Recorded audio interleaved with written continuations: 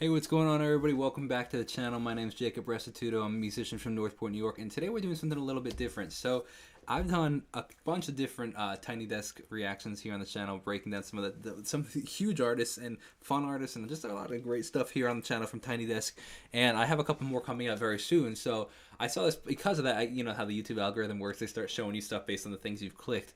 And this came up in my feed. I'm like, oh, this is really cool. I'm really curious about this. And I'm like, if I'm curious, maybe you guys would be interested too. So I like showing you guys the stuff that I like watching. So we're actually going to be breaking down and reacting to how they record audio at the Tiny Desk concerts. So now when I break them down, I'm going to know, and you guys are going to know how they do it at their shows. So if you want to check out my music before we get into this, it's Jacob Restituto wherever you listen. And if you want to release music just like I release music, and just like all the other artists on the Tiny Desk concerts release music, definitely consider checking out DistroKid, where you could save 7% on your first year, and you can put it on Apple Music, Spotify, Pandora, TikTok, all the great platforms, including IG Stories, and you can keep 100% of the royalties, which is pretty sick. I actually just got my first paycheck a couple months ago from TikTok because, or like from DistroKid through TikTok because of the people using my songs on TikTok, which is pretty wild. So this is how we record audio at the Tiny Desk concert. Okay, 1, 2, 3.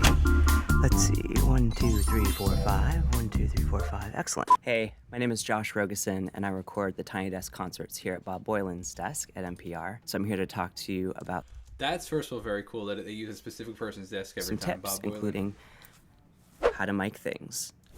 Now, That's sick. That's interesting. conceivably, you could record your entire concert around one stereo microphone. That's how this whole thing began.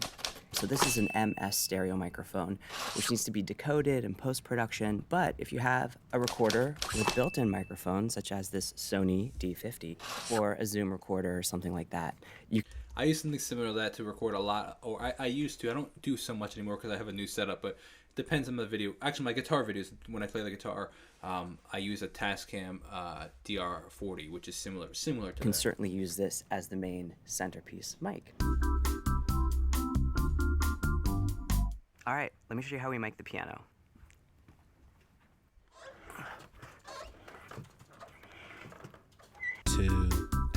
Dude, I love the fact that they have that little tiny lapel mic inside of his hat. That's brilliant. Hours later.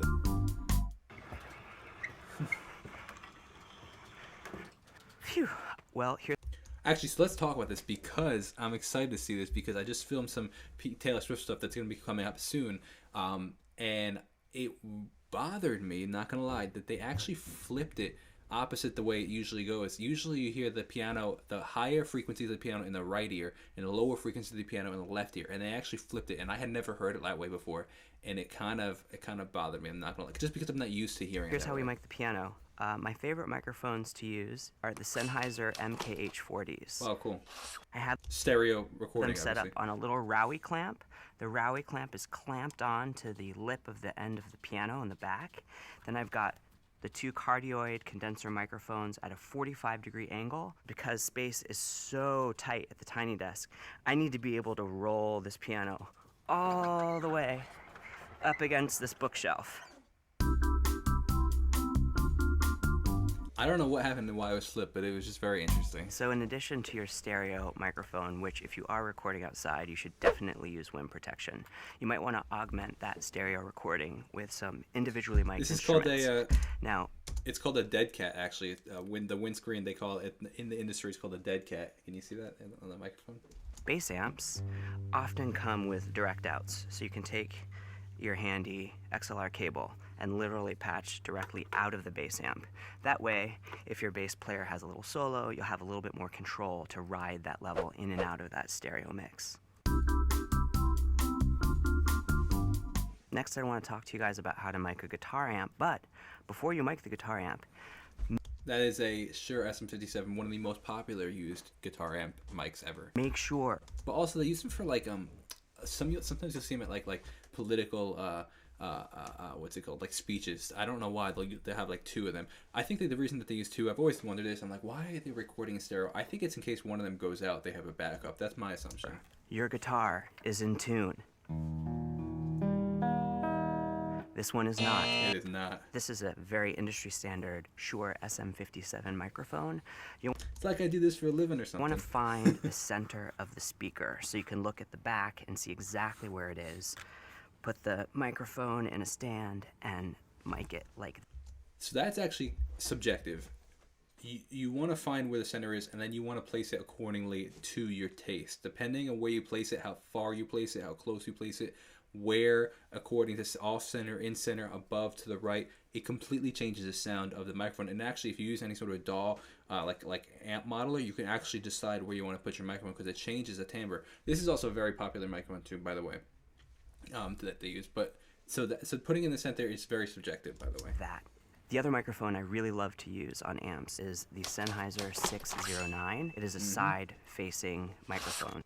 I will take an XLR cable, dangle it. I was just about to say that's a nice one because you can dangle it from the amp and it takes a lot less space because you don't have to have a stand anymore, and it's not as long as the down 57. right to the center of that speaker, plug in the microphone, if you can find the threading, and put a little piece of tape to keep that from spinning around so that the Gaff front tape. element is facing the main speaker of the amp. Even if you have an acoustic guitar Dude, I or love an that. That's acoustic so banjo, if it has a line out, I always take a direct out. This is a passive direct box, and it just gives me the ability to take that instrument direct, which doesn't sound wonderful by itself, but when you mix it in with microphones, it really is lovely to get that articulation.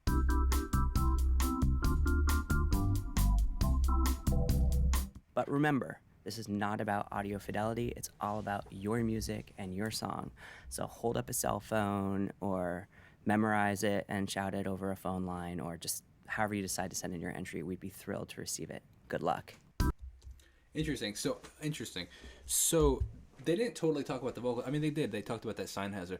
But I was talking to somebody actually who's like a professional audio engineer, like has mixed some pretty big stuff, and he was like this guy. Like, I'm qualifying it because I'm saying that he's like smart and good at what he's doing. That's what I'm like. I was talking to him because I was asking him, like, why do you think these tiny desk concerts? We're talking about, they're called shotgun microphones, like the really long skinny ones, as opposed to like any of the other ones, like the one you could see in the back right there is like like studio microphones and stuff like that.